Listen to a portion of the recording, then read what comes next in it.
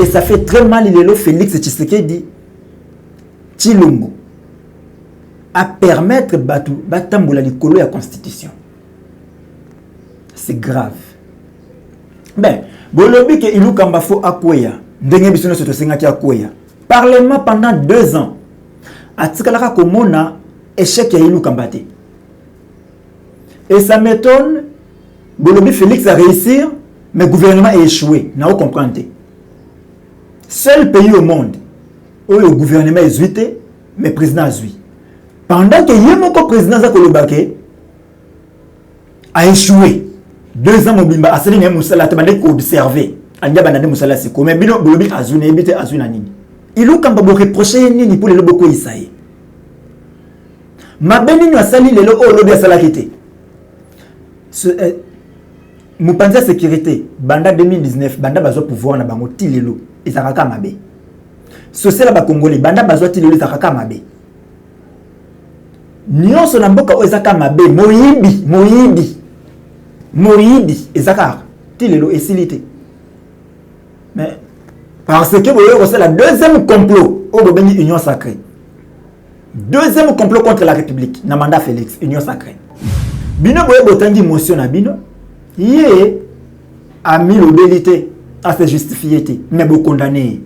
Mais après qu'on condamne, il y a des missions à 48 heures. Bon, moi, ceux qui ont présenté des missions, parce que comme ça n'a été que des missions actes volontaires. N'est-ce pas que tu vas dire qu'il y a une vraie crise entre le Parlement et le gouvernement? Moto pas l'amabilité à reconnaître qu'ils ont la crise entre le gouvernement et le Parlement et ça, ils nous combattent. Alors, ceux qui nous ont démissionné, c'est que nous reconnaissons ce long la singama tembele. Na parlement, na gouvernement, bokei. Mais la personne mbote mingi na jolino makelele. Pour besoin qui s'appelle comment besoin intellectuellement constipé. Donc mayelo ya bino na ebité. Et ça kana niveau nini.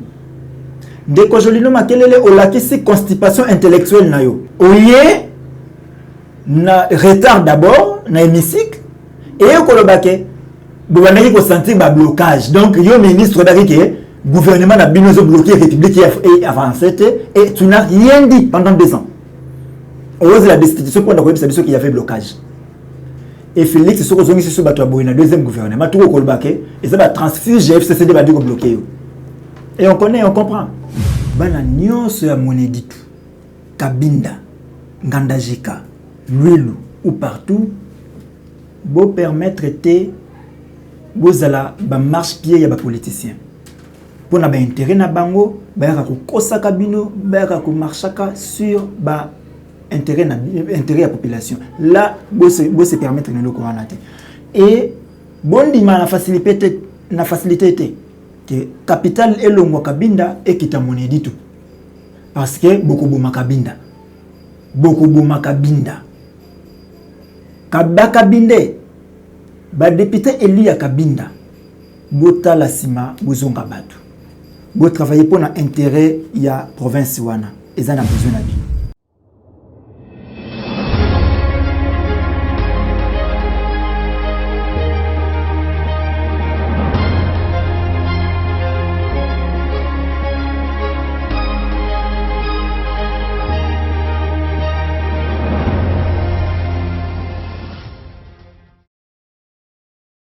Mbote ba Kongomani, mbote ba Kolo Congo, boali belé na Congo Kisasa, libanda ya Kisasa, na pesi mino ba mbote mingi. Merci mingi na équipe Mobimba ya plus clair télévision. Pona ngonga oyo, tikili bisoto Kabola, autorité morale Christian Bopati, le référendum.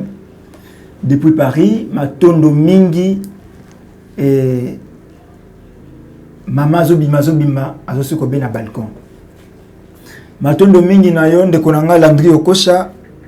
Matondo mingi na kulutu na ngai Papi Eloko. Boze belé na Sankuru. Bobengi biso to solo la makambo ya province. Bandeko na biso pe ya Lualaba. Bolobaki ya bino mais baki to kosala yango province par province.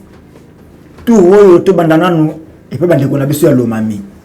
pour qu'on appelle moi grand nezali ko beta moke to éviter ko suka ndenge nini to bana na lomami bongo to kota na sankoro to kokita pe na lwalaba lelo na sepelato le belabilo komi balé deux analyses moko ya lombango ya liboso destitution ya Pepe Ilokamba papa na biso koko na biso akei to akeyete to raisonner nde ami balé to kota na likambo ya détail ya province ya Lomami sika destitution ya Pepe Ilokamba oyo congolais nyonso de bonne foi soka yoki ki Ilokamba kwei a regretté parce que biso tout le monde comme loko wana gouvernement wana ibandana ndenge etamboli malamu te. D'ailleurs na kanisa na ibandeli mokolo banoma Ilokamba le 20 mai 2019 na baraka eza complot contre la République. FCC cache eza complot contre la République. Donc rupture na moto tika ko applaudir pour complot panzani. Mais est-ce que complot wana basali sur complot mi balete pour babomi complot basali complot o benga union sacrée. Encore un autre complot contre la République. Pour union sacrée bandi ko tambola likolo ya mobeko likonzi na ndenge moko koleka. Mes frères, sœurs congolais, en 2016, Cour constitutionnelle a rendu arrêt que le président de la République a retiré en place jusqu'à l'installation d'un nouveau président élu. Donc, il y a sa carton jaune, sa carton jaune et un rouge, bandeko na biso bakufa ebele. Famille Tshisekedi, oh lelo Félix Tshilombo Tshisekedi Antoine, à président de la République. Alors, Bossanate est mort il y a septembre 2019.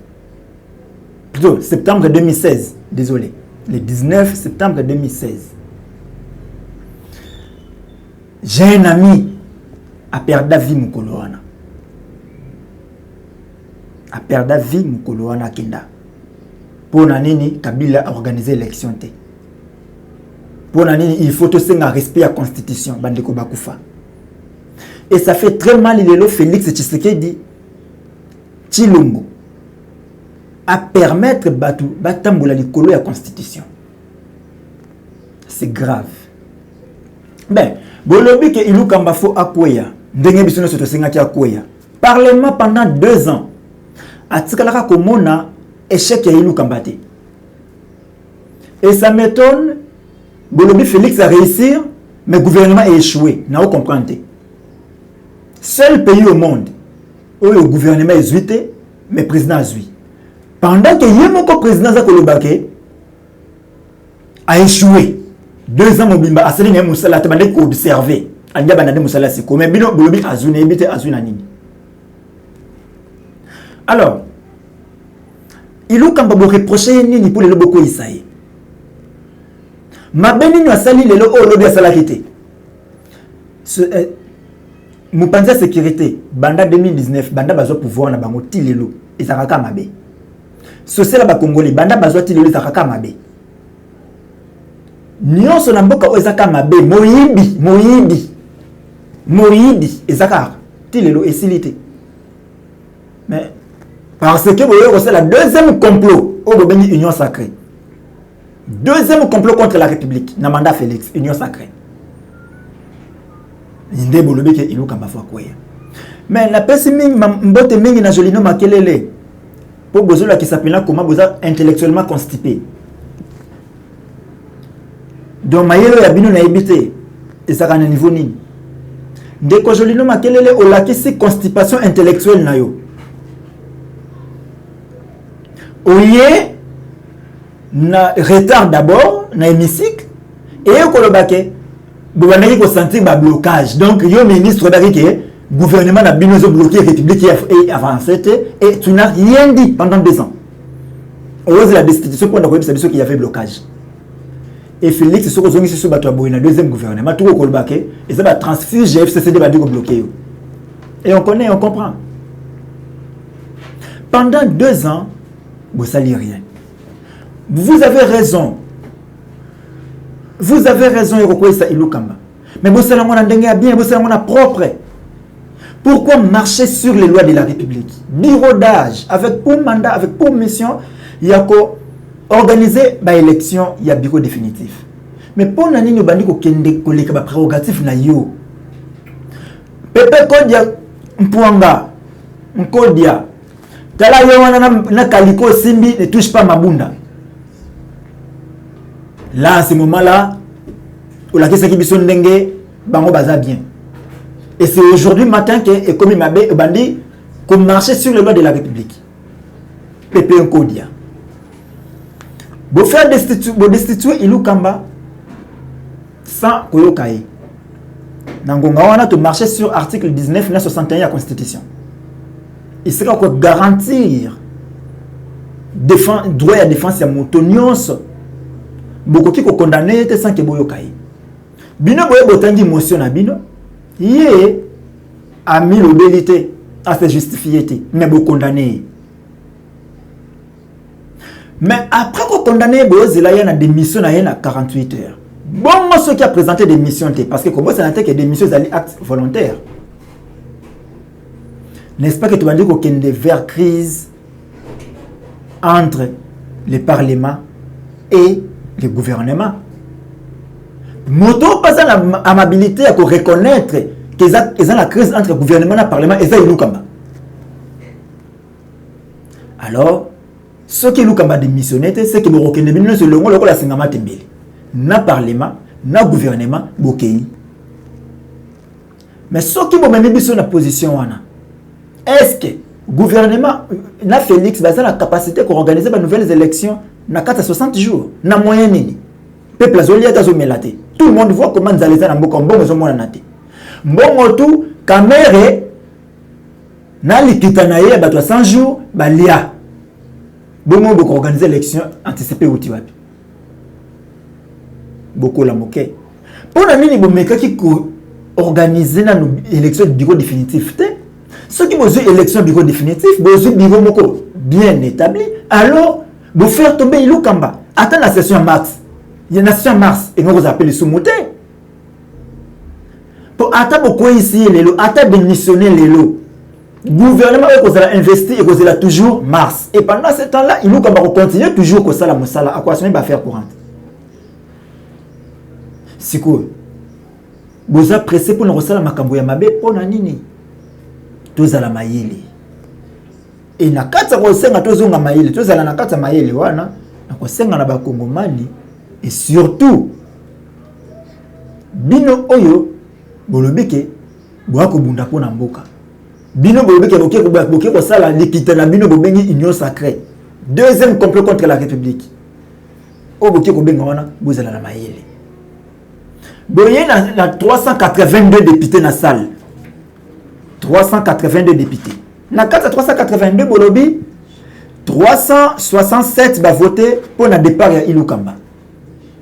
7 va voter contre. Moko à s'abstenir. 2 bulletins nuls. Non, bulletin nul. Moko na 2 va s'abstenir. Or, ce que ça les calcul simple, vous pouvez savoir 377 et non 382. Bon, les 5 on a baxé le colo baoutua. Parce que abstention les alliés, bulletin nul les alliés. Contre Bazali, pour Bazali. Bon, les 5 wana, bon, là qui est extraterrestre, va voter tétonine. Ce que qui na 5 va voter, pourquoi on informer qui population que ça na 5 va na salle na 4 salle va voter. Ou bien, beaucoup c'est biso, ou bien vous allez makamba solo. Tous au rendez-vous dans l'histoire. Prenons rendez-vous avec l'histoire. Congo na motema. Alors, na kati ya likambo ya mibale tubaki na lobaki likambo ya province ya Lomami. Pourquoi na bandé na Lomami? Ils allaient une nouvelle province, et ça l'a marqué en 2015 après kokata ba ndenge bakata ki ba territoire, bakata la kibiso sur territoire ya mibale, bakata ki province ya mibale ba bengi Lomami. Et wuti na ancienne province ya Kasai oriental. Lomami avec superficie à 56 426 km². 2 48 839 habitants. Bon, voilà estimation pour te dire que Mboka Nabiso, parce que na bango recensement té, oyo les estimation. chef-lieu Kabinda. Mais plus grande ville, Moneditu. Mais ce que côté na kati ya province wana, otali yango bandeliti souka après toutes les recherches menées, province ya Lomami azata na entreprise mon côté. Ata entreprise mon côté il y a l'état national na province wana ezali. Mais province il y a 2 48 839 habitants. Na kati société mon côté ezali. Seule ressource au province wana ko kozwa ezali gare ya Moneditu nde finance la province. Voilà pourquoi na kati na lobby plus grande ville ezali Moneditu. Mais capitale ya province ezali Kabinda. Bisika bokomona ba ndeko oyo babengaka professeur Lumanu Adolphe azamoto ya Kabinda. Donc azamoto ya Lomami. Province est d'abord enclavée. Et dans l'ensemble c'est une province pauvre. En dehors il y a des ressources minières. Ce qui est allé dans la carte il y a des recherches mais Lukanaïba. Alors province ça que fonctionner la recette en bon maboko boué 50 dans les 50 000 500, moins de 50 millions de dollars, moins de 50 millions. Avec 26 sièges de députation provinciale, les députés bako senga bako ambongo ebele na ebité boza en voté tonini na rekota na carte de détail. Alors pour na ko gérer province wana batali bazana ba territoire 5 Ngandajika, Lwilu, Kabinda, Lubao, Moneditu. Alors bande konabiso ya Moneditu. Bango de ba finance la province. Pour mbongo utaka mingi pa na bango na gare ya Moneditu. Bango de bazana mbongo. Bango de ba yebani mingi. Kabinda bazaka kana mwa bato moko influent, mwa moto moko influent, ba pesi bango pe centre ville. Soki Kabinda ko pema, soki Kabinda ko zwa mwa mopepe, c'est parce que mbongo utaka Moneditu eko tonga Kabinda pour ezali capitale ya province. Alors il y a un problème na kati ya province. Problème on est où tu vois bandeko bazo lela déjà pour ba yebi ke lobby kuna bazo kima ba guerre communautaire. Oyo pona lokoso ya ba députés provinciaux. Lokoso na bango et loko bazo luka basala ekokende na ba problème. Ba source na biso na kati ya province ya Lomami et surtout na kati ya ville ya Kabinda. Ba jeune bazali nesika wana pesi biso ba elema. Et on va mener ba recherche tina suka. Ba notable ba ya liboso ba lobi ke lokola toza na province asika to kabola boy. Soki muto ya Ngandajika azui gouvernorat ya province, vice gouverneur to repesa tongo mususu bato ya Moneditu bakanyoka ya Moneditu. Soki bango bazui kuna bato ya Lwilu bakoki kozwa province bakoki kozwa assemblée provinciale ou vice na bango kozala tongo mususu muto ya Lubao to kabola po to tambola malamu. Soki mutu moko na bango asali mabe, exemple lokola bato ya Lubao bazana premier vice-président ya assemblée provinciale.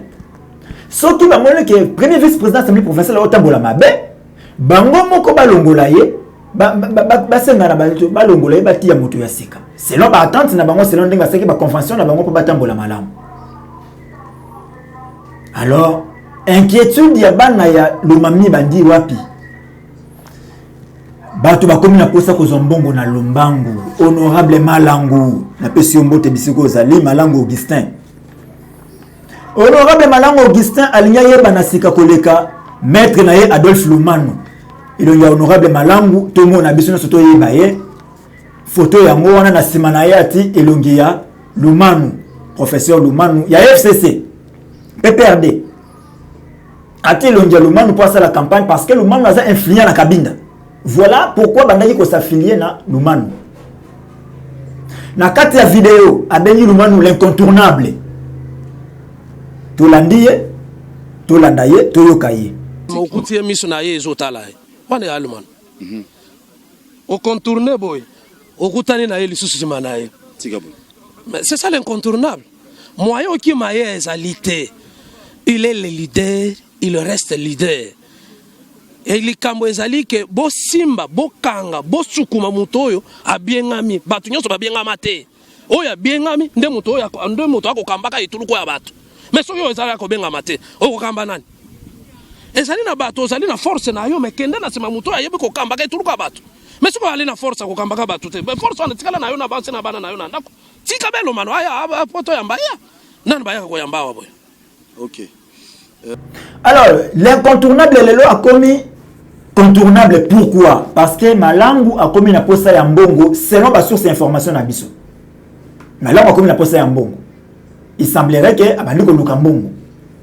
Pona nini abandiko lukambongo po yebi ndenge ni mbongo wa province wana ekotaka. A travaillaka pona influence ya l'incontournable na ye Lumanu.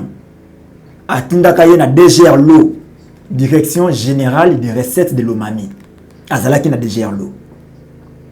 Ayebi ndenge mbongo Lomami ekotaka. Alors abandi ko tungisa gouverneur ya Lomami que chaque semaine, il semblerait selon nos sources que l'homme demande au gouverneur chaque semaine 1 million de francs congolais pour attika ya sala mosala kimia. Donc on a na yebi na benga ngo salaire, na benga ngo prime, to na benga ngo nini. Pendant ce temps, peuple ya Lomami azana le côté a ko souffrir, azana banzela te, azana maya komela te, azana biloko kolia te. Alors, lokola carte na yo ne simbite nde aye ko simba président de l'Assemblée provinciale a influencé certains députés provinciaux pour ba simba président de l'Assemblée provinciale ce qui a quoi ba ko moto ya gouverneur pour l'intérêt na ye. Alors babandi ko poisa certains membres ya bureau. Mais kota na bango ba yo kanaka selon convention na bango ki oya ko koya moto ya lingomba na bango moto libota na bango wana a remplacer. Hier alingi a marché sur convention wana. Oh voilà ici ka siko bana Lomami bandi ko banga pour le loso qui est à telemi abandi ko marché likolo ya convention et ko réveiller oyo bato bengaka tribalisme. Pour ceux qui lelo bakani ka monedi tu bangone ke biso to ko se retrouver te banda to kenda kuna pour la nini tezo marka na capitale yango na biso pa na biso na monedi tu bato ya Kabinda ko sombrer. Pensez à ça. Kabinda za na le côté mais monedi to za na derrière côté Sarambongo na province. Pensez à ça. Bande ko yanga ndajika. Bande ko ya lui. Bo pensez na province wana. Vous les députés provinciaux, vous sangani, vous la plénière, vous destituer président Nabino. Pourtant azana matanga azate entre guillemets. Selon nos informations, azana matanga azate. Na moni communiqué Nabino bokosala plénière samedi, boko isaye, le quoi bako si Luka Mbappé azala kité puis boko isa ko zalate. C'est bon, bozo ba jurisprudence, bozo bo sala yango. Mais après professeur Lomami ogani nini? Ce qui le ya kwei, malango zolo ko zoluka, professeur Lomami ogani nini? Rien du tout. Vice-président, premier vice-président Simba Mite pour Nanini. Pour Aza Montolubao. Montolubao, baboyi ko Simba Moto na bango, batiki ye wana. Boni yo ndiko kota na kota ya baninga. Kende na kota ya binu ya Kabinda. Monedi to za grande ville. Baluba, basonge, bakanyoka, bakoki kofanda kuna. Kaka ndenge na lobaka kokua nationalité za kokua originalité te. Okoki kwa kufanda olongwe luba okoki kufanda na moneditu olongwe Kabinda okoki kufanda na moneditu c'est chez toi ozana Congo mais eloko wana et rendre notable ya esika wana te ba notable esika wana bazali tika ba notable esika ba décider pona bien-être ya province pona kimia na province banda boké na assemblée na bino wana vous votez déjà combien de lois vous votez déjà pona bien-être ya province wana rien du tout. Vous avez toujours une carte de gouverneur. Vous avez un gouverneur, vous avez une assemblée. Quand vous avez une assemblée, vous avez une wapi. Vous avez une wapi. Pour nani li boku bolukaba mobeko oyo ko kote sambongo na province te. Pour nani li bolukaba mobeko kote sambongo na province te. Vous êtes là bas député. Vous avez Lukambongo. Est-ce que vous foutez un impôt d'abord? Quand même le conseil venu besoin d'ango jamais vous foutre un impôt na taxe. Pensez à la population. Ce qui vous a wana boka sa population. Bobo sanate. Bobo Sanate que en 2023 vous allez évaluer ce qui est élection comme ça. Oui d'ailleurs certainement il faut ça là. Parce que batu bakolanda élection batu bakotambola pour élection bazali. Mais beaucoup zonga les choses na attitude de boza ko afficher devant population na bino. Pour comprendre ne boza ko bunda. Beaucoup menati ko komit talisa na liwa. Ande kwa uta bo piéger na nzela. Tina ba radio bandi ko beta masolo na bino. Juste na fandi na la radio de la place. Ba député ba ko swana oyo laki moninga okenda ko bomayo. Ndete tindi biso to simba dossier oyo. Et bato ba ko bana biso na kati ya kabinda. Ko bo ko tambangama ndeko malangu. Ndeko malangu kanisa basongi ya kabinda. Soki lelo bandeko yang isika mosusu ba memi capital bisike ko kende. Kabinde bakozala ba mieux perdant que basusu. Kabinda ko perdre que basusu. Pensez à la population. Ba hôpital so ko tongama c'est parce que ba organisme international donc bazo kitana capitale de la province. Capitale de la province c'est ça Kabinda. Mais ce capitale de la province c'est Longwe et qu'il y a une grande ville za monedi tout. Kabinda ba ko gagner nini. Nino ba député na provincial ya Lomami. Lomami, c'est plus que... N'habite un village de province. Bah ville, même le retour de la ville à Monelito. Ni les autres dans mon ville. Car pour te tirer en combo ville liboso. Pourquoi tu tirer combo ville liboso à Kabinda de te baigner en ville? En réalité, et c'est pas bidonville. Travailler pour l'intérêt de la province ou en Mokolo Bokoza, soutenir Batouba le baquet. Et ça qui n'a pas député, Moko ba les kaka période, Moko boy, talama comme Bastika na kati ya province na biso, le province qui est dans liboso. Bozo wele na bloc ezangati na ba fertilité soko lingi mbongo kende ko sala commerce tika politique kende ko sala commerce na lo banabino baluka mbongo na politique était et boko sa peuple pendant un siècle était soki boko si lelo boko si lobby un jour peuple na ko se réveiller et bisika to ko sukela to ko yebate soki lelo bande comme ça bandimaka bolongola balongwa na Kasai oriental bakende na Lomami basa la province ya Sika bato kandashika ba convaincre bato ndambo kandashika bakende malgré ba oya kandashika bandako boya mais bandima bakende c'est parce que bandako se sentir inférieur ya basusu bango kande bazoka biso to zwakate bokei boyokani bosali convention pour banise mo bandinga so bandaye kozo bango bakozwa alors to zo biso nyonso to tambola na kimia. Mais yo lingi omema ekulusu yo moko ndeko.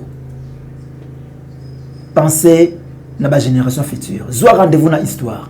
Bo travailler na monde économie mi balemi sa to etikale libino. Bo sala pona intérêt ya peuple wana. Peuple wana Lomami ya lobaki nazala pona nazana fierté ko vivre na kati ya province na Lomami. Bo sala makambo esengeli. Bo tika ko luka konvoama au détriment ya population. Ce qu'on lingi on voit manasengi yo kende ko sa commerce toli na koki ko pesa ya pete yango wana kende ko sala commerce na bandeli ressources na bino ezagara moneditu soki basiliki bakei basengi capital kende pa na bango bokozwa nini bino na Kabinda bokozwa nini bosolola pour na bien-être population pour peuple déjà a commis na kanda ya zoliate bino bozolia mais bolingi bovo masusu ko lekaye soka siliki biso posa na biso za silika bon toute la soka assemblée provinciale ko za susu matondo mingi na kanisa toli boyoki na insister pour na plénière na bino ya samedi bostala bozala bato bozonga sima na pesi mbote bana nyonso ya Kabinda bana nyonso moneditu bana nyonso ngandajika nazana bino ensemble et tous ces éléments vous continuez kotinda biso to ko dénoncer yango parce que moyibi to lingité tika moyibi tika kaniaka tika escroquerie à population déjà l'eau ezapona bana ya Lomami ezapona bino mokoté il faut être mbongo pona batonga Lomami azatana banzelate